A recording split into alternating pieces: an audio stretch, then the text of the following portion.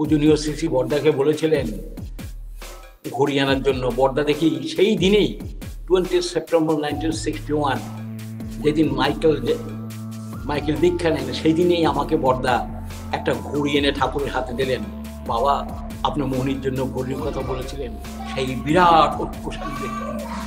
ঠাকুর বলেন, মোদিকে আমি বলছি, আপনি দয়া করে ঠাকুরের বই দেখেন, আদর্শ কেন্দ্রিক হয়ে উঠেন। আপনি বিধবা প্রথা ইত্যাদি কথাগুলো ঠাকুর যা যা বলে গেছেন তা করে যান দেশের মধ্যে, আপনি বিরাট ভাবে আপনি শ্রেষ্ঠ মানুষ। My dear brothers of America, my American brothers and the brothers of the same faith of Sri Sri Thakur Onukulu Chandra, who is living in America and who are living also in Bangladesh and India. And the other people of the world who are hearing this speech, I also address to them. It is a great opportunity for me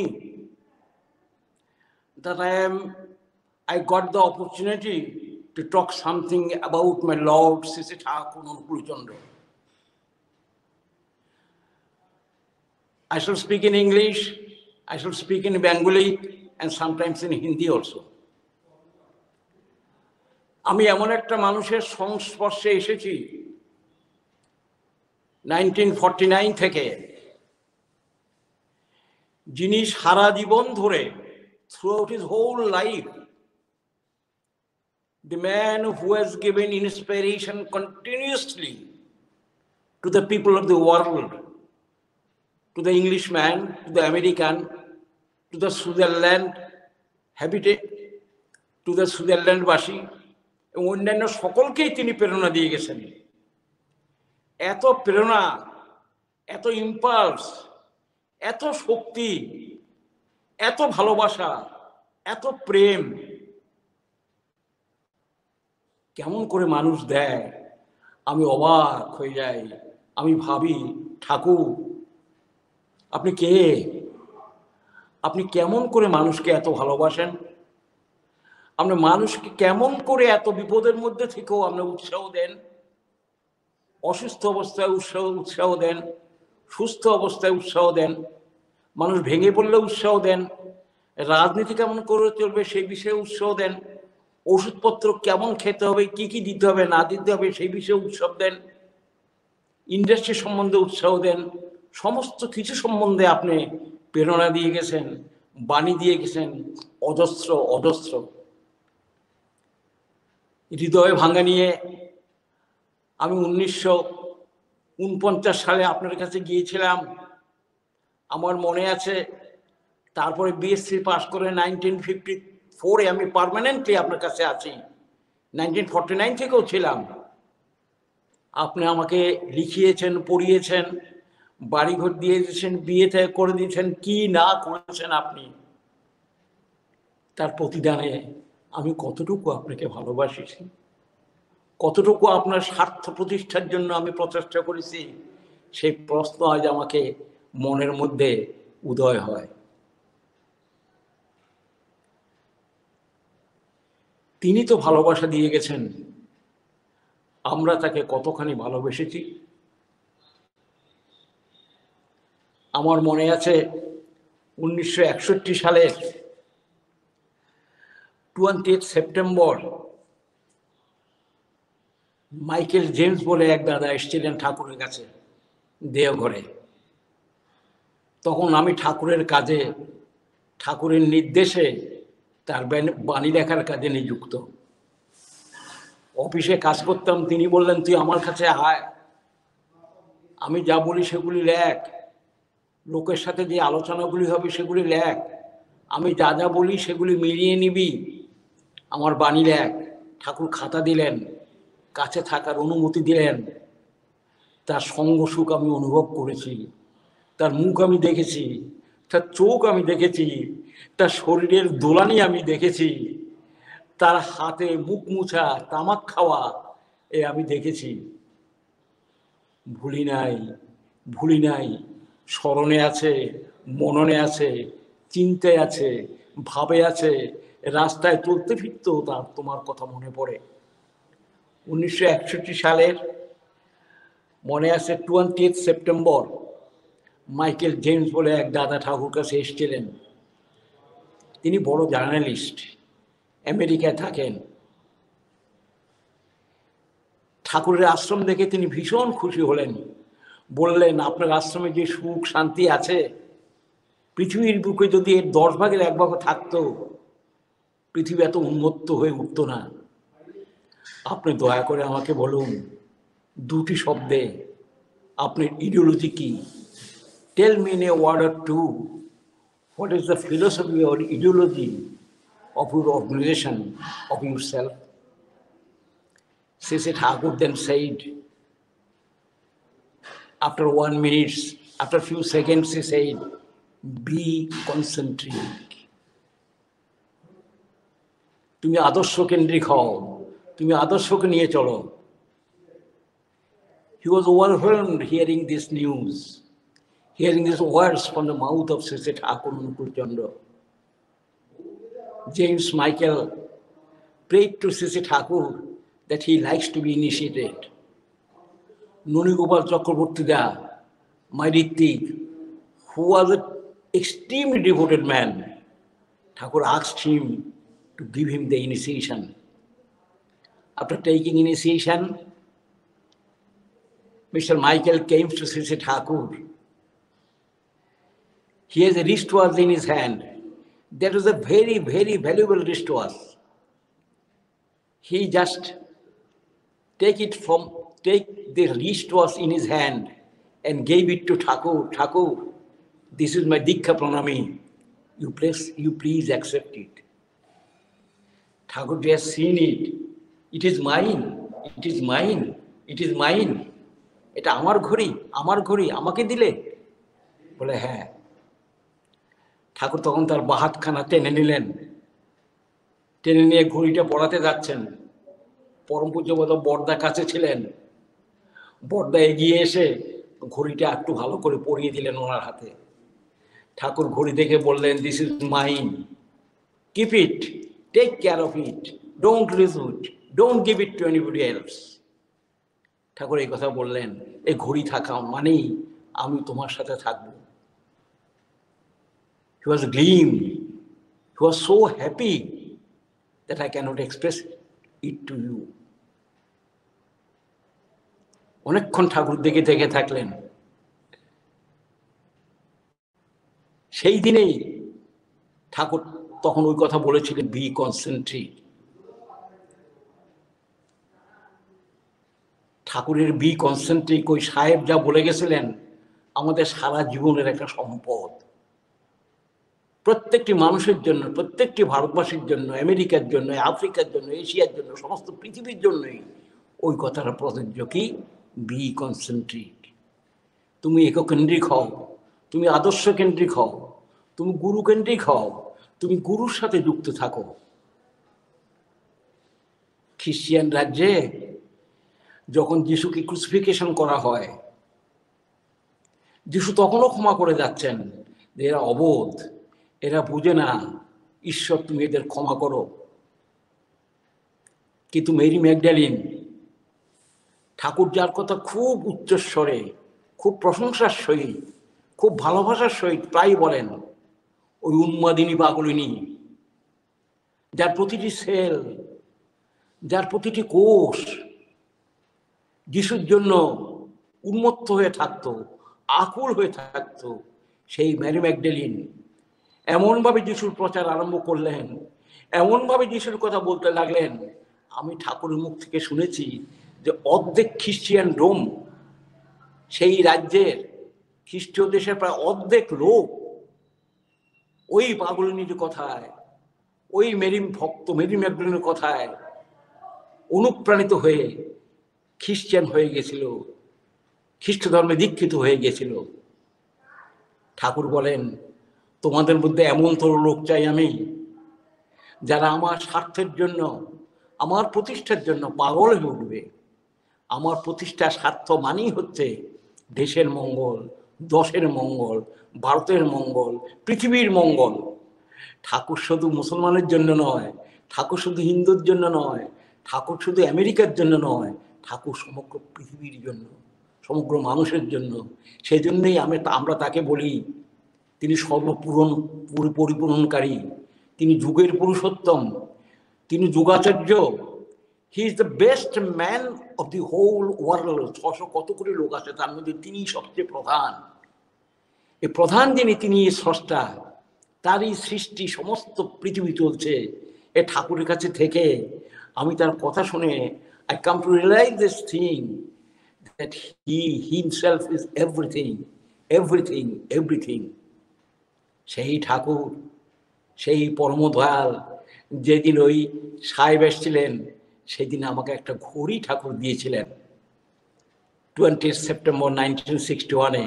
আমি ঠাকুরের বাণী লিখতাম, বাণী লিখে অন্যের দিকে দেখতাম ঘড়িতে কয়টা বাজে, কেননা বাণীর নিচে ঘড়ির টাইমটা লিখে রাখতে হতো।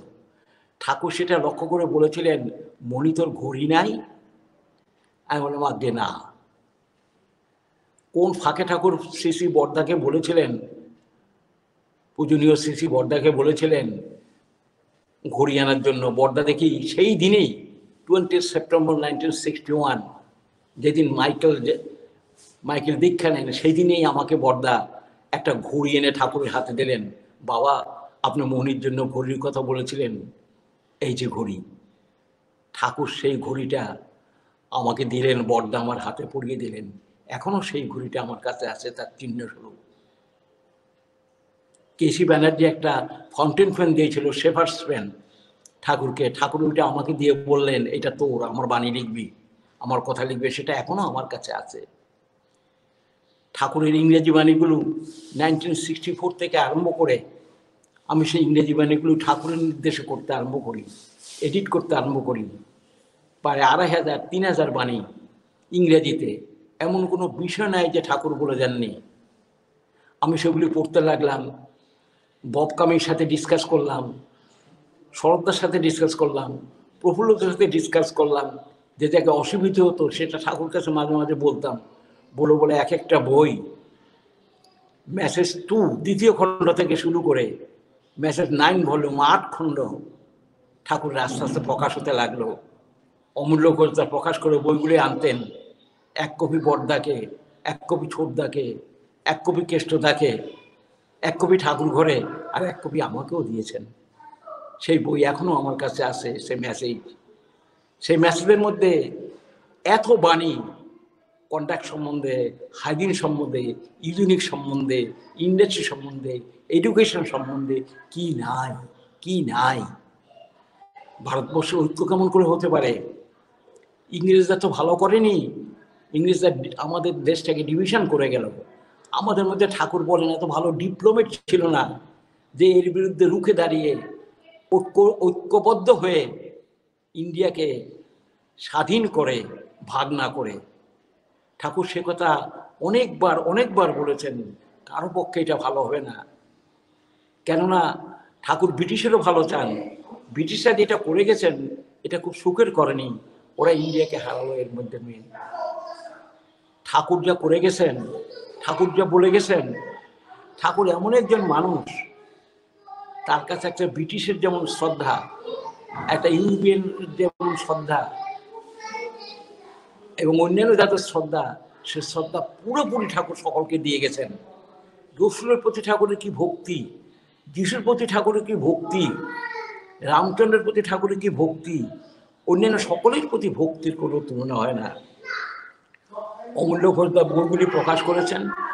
আমার মনে আছে সংস্কৃত কলেজের অধ্যাপক গৌরীনাথ শাস্ত্রী, প্রিন্সিপাল, তিনি আসলেন। তিনি এসে ঠাকুর কাছে বসছেন। বসার পরে ঠাকুর অমূল্যদাকে বললেন, তিনি পুস্তক প্রকাশ করেন, প্রেসের ম্যানেজার, আমার বইগুলো যদি ওনাকে একটু দাও। আমার মনে আছে অমূল্যদা মাথায় করে প্রায় 6খানি বই ঠাকুরের যা ছিল সমস্ত এনে গৌরীনাথ শাস্ত্রীর কাছে রাখলেন। ঠাকুর হাত জোর করে বললেন, আপনি দয়া করে এই বইগুলো একটু শুদ্ধ করে দিবেন। আমি তো ইংরেজি জানি না, বাংলা জানি না, ভালো জানি না, আপনি শুদ্ধ করে দিবেন। গহীনের শাস্ত্র শুনে অবাক হয়ে গেলেন, বললেন ঠাকুর এগুলি সবই মন্ত্র, এগুলি আমার শুদ্ধ করার ক্ষমতা নাই, আমি শুদ্ধ করতে পারি না। আশ্রপ্রয়োগও যা আপনি করেন সেগুলিও ঠিক, আমি পড়তে পারবো, দেখতে পারবো, শুদ্ধ করতে পারবো না। মন্ত্রকে শুদ্ধ করা যায় না, মন্ত্র রিভিলেশন, আপনি ভিতর থেকে এসছেন, পরমপিতা আপনাকে দ্বারা বলিয়েছেন। আমি অনুভব করছি, I am feeling that infinite radiation, infinite rays are emitting from your body and it is surrounding the whole atmosphere. এই গরিনাথ শাস্ত্রী অভিমত ছিল। ঠাকুরের যে প্রেম ভালোবাসা কতখানি বেশি ছিল। একটা বানরকে কুকুর কামড় দিয়েছিল, আমার মনে আছে। সেই বানরটাকে, সেই হনুমানটাকে ঠাকুর কাছে নিয়ে আসা হলো। ঠাকুর সেই হনুমানটাকে কিভাবে চিকিৎসা করলেন, ভালো করলেন ডিসটেন্সে রেখে, সেই ঘটনা আমি নিজে চোখে দেখেছি। বুধেন্দু সাইকিয়া বলে এক দাদা আসামে থাকেন, জোরহাটে।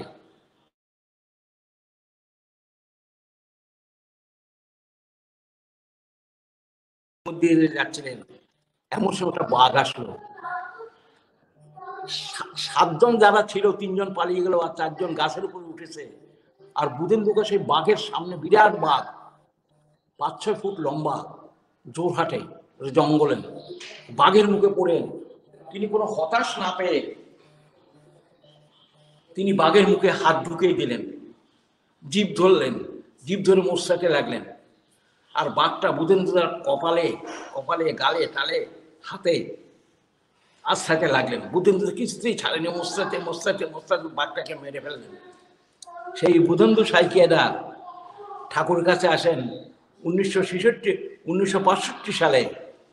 তিনি আসেন 18 এপ্রিল। এসে ঠাকুরকে বললেন, ঠাকুর আমি এরকম একটা বাঘ আমাকে ধরেছিল, আক্রমণ করেছিল, আমরা 8 বন্ধু যাচ্ছিলাম জঙ্গলের মধ্যে, আমি বাঘটা আমি মোস্তাতে রাখলাম, বাঘটা আমাকে এরকম কামড় দিছে। ঠাকুর কামড় দিবে না তোমাকে, ও তো বাঁচতে চাচ্ছে প্রাণপণে। তখন একজন দাদা ছিলেন, বৈদ্যনাথ শীল বলে নাম, প্রফেসর, তিনি বললেন বনস্তি অপি ভয়ঙ্করম। লোকটা শুভ রাহু ছিল, সেই জন্য বেঁচে গেলেন। রাহু প্রবল হয়ে উঠেছিল তখন। ঠাকুর বললেন এই কথা শুনে, রাহু থাকা যাই থাক, পরম পিতার দয়ে বেঁচে গেছিস। সেই ঘটনাও আমি নিজে চাক্ষুষ শুনেছি। 1957 সালে লাল বাহাদুর শাস্ত্রী যখন আসেন, ঠাকুর তার একটা লাঠি দিয়েছিলেন, সোনার ব্যান্ডে বাঁধা, এটা হারাবেন না আপনি, যেখানে যান সাথে নিয়ে যাবেন। এই লাঠি আপনাকে পথ দেখাবে, এই লাঠি আপনার দিগদর্শন করবে, এই লাঠি সামনের সাথে কথা বলবে। এই ঠাকুরের ইন্টেনশন ছিল ভিতরে। শুধু বললেন হারাবেন না, কাউকে দিবেন না, সবসময় ব্যবহার করবেন। তাজখণ্ডে গেলেন 1966-এ। ঠাকুর জিজ্ঞাসা করতেন আমার লাঠি নিয়েছে কিনা, লাঠি নিয়েছে কিনা, লাঠি নিয়েছে কিনা। ললিতা দেবীকেও নেননি, লাঠিও নেননি। তিনি তাজখণ্ডে তিনি মারা গেলেন 11ই জানুয়ারি রাত্রিবেলায় 1টার জন্য। তারপরের দিন যখন নিয়ে আসা হয়, 11টায় যখন দিল্লিতে নিয়ে আসা তার বডি, পৃথিবীর তাবৎ লোকেরা তার শোক প্রকাশ করেছিল, শোকবার্তা পাঠাচ্ছিল। আর ঠাকুর পার্লারে বসে রেডিওর সংবাদ শুনে তার 2 চোখ দিয়ে ঝরঝর করে জল পড়তে লাগলো। আহা, কি দৃশ্য দেখেছি আমি, কি প্রেম দেখেছি। এটা লাল বাহাদুর শাস্ত্রীর জন্য ঠাকুরের এই যে ক্রন্দন, 2-3 খানা রুমাল ভিজে গেল, আপনাদের কি বলবো দাদা। ক্যানেডির জন্য, ক্যানেডিও যখন আততায়ীর গুলিতে মারা গেলেন, তখনও ঠাকুরের চোখের জল আমি দেখেছি, হাউ হাউ করে তিনি কেঁদে উঠেছিলেন।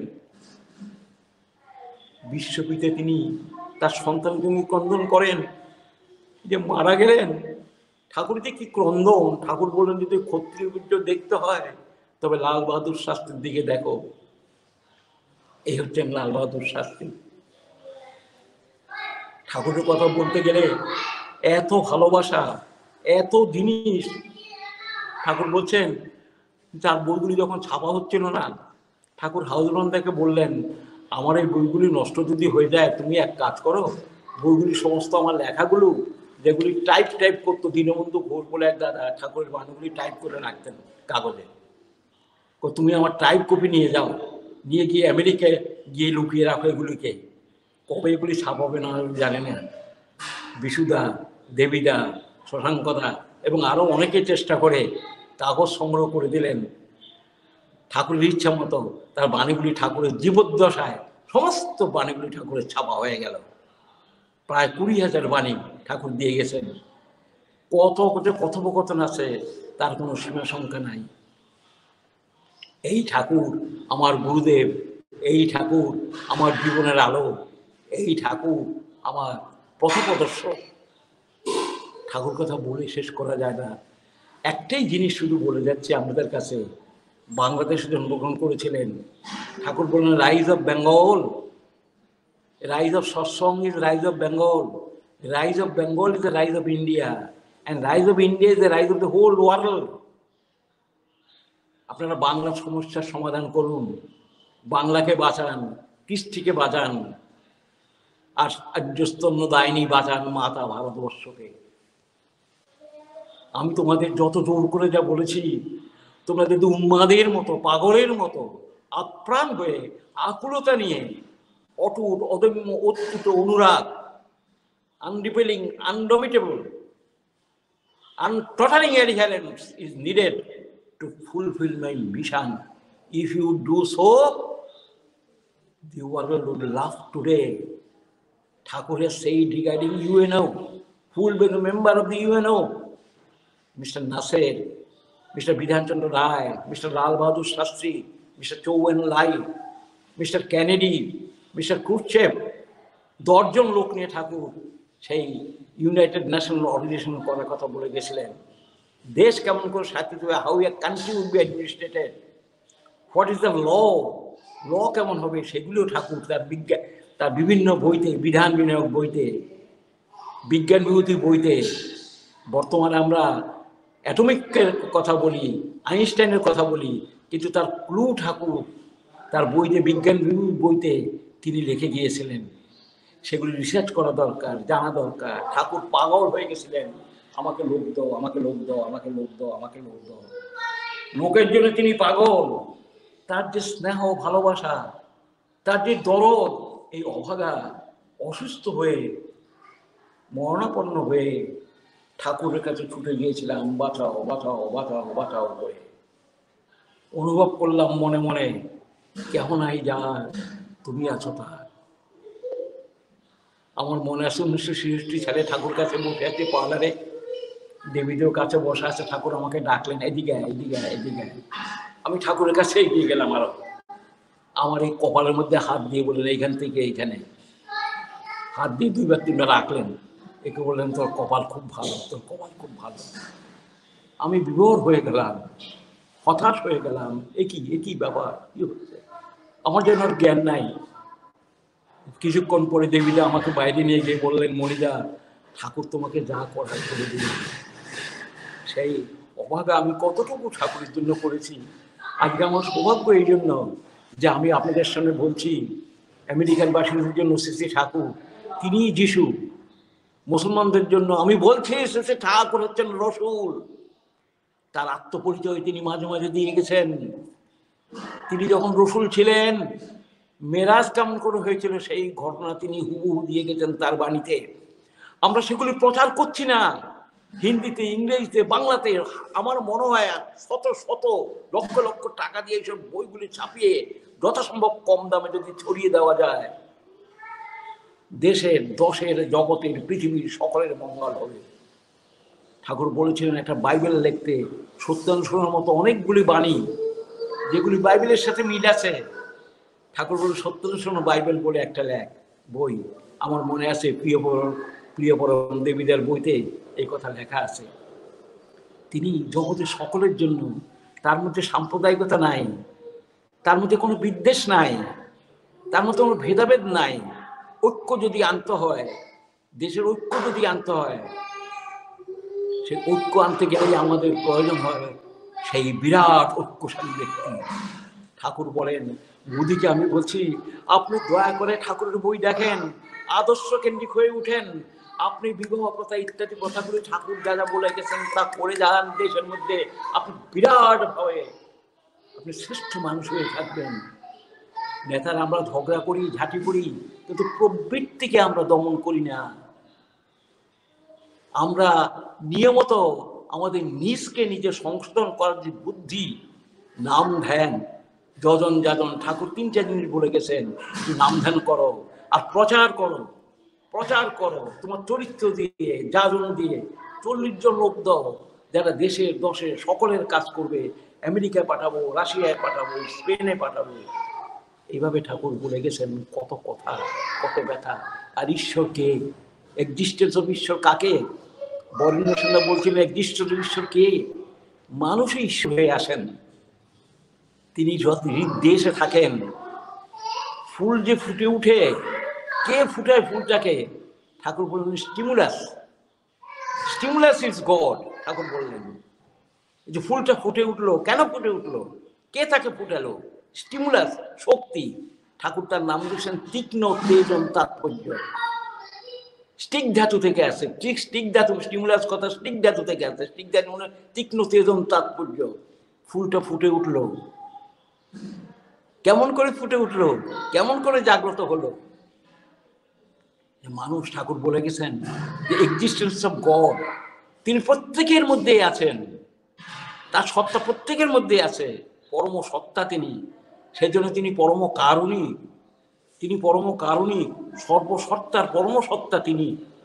মানুষ যতই তার দিকে অগ্রসর হয়, তাকে নিয়ে চলে, মশগুল হয়ে থাকে, তার ভাবে ভাবান্বিত হয়, তার স্বার্থ প্রতিষ্ঠার জন্য যদি চেষ্টা করে, তার স্বার্থ আর কিছু নয়, তুমি ভালো থাকো, পারিপার্শ্বিক ভালো করো, বিবাহ ইত্যাদি ঠিক মতো দাও, শিক্ষা ঠিক মতো দাও। কেমন করে দিব? আর বড় বড় প্রতিভাবান লোকেরা বর্ণাশ্রম মানি না, আমরা বিবাহ মানি না। বিজ্ঞান, বিজ্ঞানকে না মানে তো উপায় নাই। ঠাকুর বললেন আমি বিজ্ঞানের বায়োলজিক্যাল প্রুফ করে দিতে পারি ইত্যাদি, কেমন করে কি হয় না হয়। সেই জন্য তিনি পরম বিজ্ঞানী, তিনি পরম রাজনীতিজ্ঞ, তিনি পরম ডাক্তার, তিনি পরম সোশ্যাল রিফর্মার, তিনি সবচেয়ে বড় ইন্ডাস্ট্রিয়ালিস্ট, তিনি সবচেয়ে বড় পিতা, সবচেয়ে বড় মাতা। কি নয় তিনি? সেই মহাপুরুষ ভারতবর্ষে এসেছেন রামকৃষ্ণদেব হয়ে, হযরত রসুল হয়ে, যীশুখ্রিস্ট হয়ে, রামচন্দ্র হয়ে, শ্রীকৃষ্ণ হয়ে। তিনি মাঝে মাঝে আসেন তার সৃষ্টিকে রক্ষার জন্য, দেশকে বাঁচাবার জন্য, দশকে বাঁচাবার জন্য। হে আমেরিকানবাসী ভাই বোনেরা, যারা ঠাকুরের দীক্ষিত এবং যারা দীক্ষিত নয়, আমি অনুরোধ করব আপনাদের কাছে। আমার এই আজকে 91+ ইয়ার চলছে। আমি এখন বুঝতে পারছি, সারা রাত দিন পড়ি, আলোচনা প্রসঙ্গে পড়ি, অন্যান্য বই পড়ি, আমি বুঝতে পারছি ঠাকুরের কি ক্রন্দন, ঠাকুর কি আকুল আবেদন। দেশকে ঠিক করার জন্য, দশকে ঠিক করার জন্য, মানুষকে সত্যিকারের আনন্দ দেবার জন্য, আরো আরো দিকে উদ্বোধন করার দিকের জন্য। আমাদের অন্তিম গন্তব্য সুপ্রিম কনসাসনেস, সেই মহাচেতন সমুত্থান, সেই জাতির সত্য লাভ করা। ষষ্ঠীতে বলি দেহি মেয়ে জীবনে বৃদ্ধি নিয়তম স্মৃতিতে। আমাদের স্মৃতিবাহী চেতনা দাও। আমরা মৃত্যুর পরে জানি না কোথায় যাব না যাব, কিন্তু তার প্রতি টান যদি বেশি থাকে, আগ্রহ যদি বেশি থাকে, আকুলতা বেশি যদি থাকে, তখন অন্য কোনো শব্দ বা গর্জন বা আমাকে কিচ্ছু করতে পারে না। মৃত্যুর সময় শব্দ হয় শুনেছি, বিরাট একটা আওয়াজ হয়, তাতে সেন্সলেস হয়ে যায়, আত্মাটা বেরিয়ে যায়, কিন্তু ওগুলি কিচ্ছু করতে পারে না। যদি আমার ঠাকুরের প্রতি টান থাকে, ভালোবাসা থাকে, ওই টানে তখন দেখি আমি ঠাকুরই আমাকে নিয়ে যাচ্ছেন ঠাকুরের কাছে। এটি হলো সুপ্রিম কনসাসনেস, মহাচেতন সমুত্থান। রামকৃষ্ণ যা বলে গেছেন, তোদের চৈতন্য হোক, বুদ্ধং শরণং গচ্ছামি। যীশুখ্রিস্ট বলে গেছেন I M my father is the same. হযরত রসুল বলে গেছেন আল্লাহই একমাত্র উপাস্য, আল্লাহই ধ্যাও, আল্লাহর কোনো দ্বিতীয় স্বরূপ নাই। আমাদের হিন্দু ধর্ম তাই বলে গেছেন, আর্য সংস্কারও তাই বলে গেছেন। পরমপিতার প্রার্থনাকারী তিনি যজন যাদন নিশ্চিত স্বস্তি সদাচার যা আমাদের দিয়ে গেছেন। আমরা দিকে দিকে পাগলের মতো হয়ে মানুষকে চলে, মানুষ শুনতে চায়, আমরা ঢুকতে পারি না, যেহেতু আমাদের চরিত্র নাই। চরণ চরিত্র ছাড়া যাদন ঠিক হয় না, প্রচার ঠিক হয় না।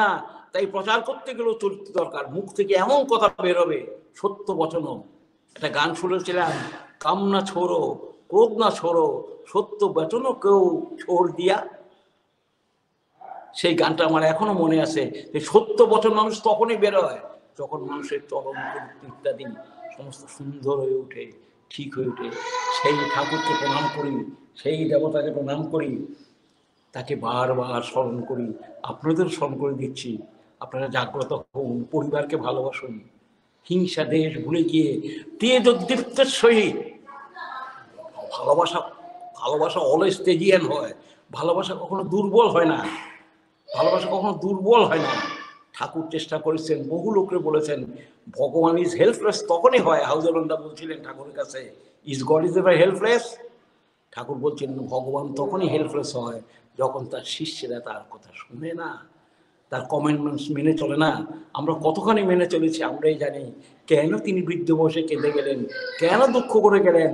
ঠাকুর বললেন তোমরা মানুষ হয়ে দাঁড়ালে না। ঠাকুরের দিকে আমরা দেখলাম না, ঠাকুর এক ঘরে একা একা থাকলেন কেন কেন কেন? তার ইচ্ছা, তার আশা আমরা পূরণ করিনি ঠিক ঠিক মতো যেভাবে তিনি বলেছেন। না করেছি তো না, কিছু করেছি হয়তো, কিন্তু তিনি যেভাবে যা চেয়েছিলেন আরো আরো বিভাবেগে, আরো আরো উজ্জ্বলার সহিত volitional art, pugnacing instinctiveness, এগুলি দরকার, পরাক্রম দরকার, ভলিউশনাল আর্ট দরকার, আগ্রহ অদম্য ইচ্ছা দরকার। ভলিউশনাল art and pugnacious tenacity and unrelenting adherence to the love Lord is the success of goal. Is the goal of success, the success of goal. Lord, the love, the Lord, the beloved. He is one and only one. Let me think him. Let me do for him. Let me work for him. Let me behave in his fashion, in his likings. আমার কোনো লাইকিংস নাই। Mary McDonald যা করেছিল, হনুমান যা করেছিল, স্বামী বিবেকানন্দ যা করেছিল, অসম্ভব অসম্ভব। তারা পৃথিবীটাকে পাল্টে দিয়ে গেল, উল্টে দিয়ে গেল। এই ৩-৪ জন লোকে কি করে গেল বলুন তো দেখি। সেই তিনি চিরকাল আসেন, চিরকাল থাকবেন, তিনি আছেন আমাদের মধ্যে। আমরা তাকে নিয়ে তার ফুলফিল যে ইচ্ছেগুলি ছিল সেগুলি পূর্ণ করি, নিজেরা শুদ্ধ হই, আরও পরিশুদ্ধ হই, আরও প্রচারে বলতে হই। ঠাকুর আপনাদের মঙ্গল করুক, আপনাদের শুভ ইচ্ছা দান করুক, আপনাদের ভিতরে তার ইচ্ছা প্রবল প্রবল আরও প্রবলতম হয়ে উঠুক। সকলেই আমরা তার হয়ে উঠি, স্বার্থ প্রতিষ্ঠায়, তার প্রতিষ্ঠায় আমরা তন্ময় হয়ে উঠি। ভালো থাকবেন। জয় গুরু।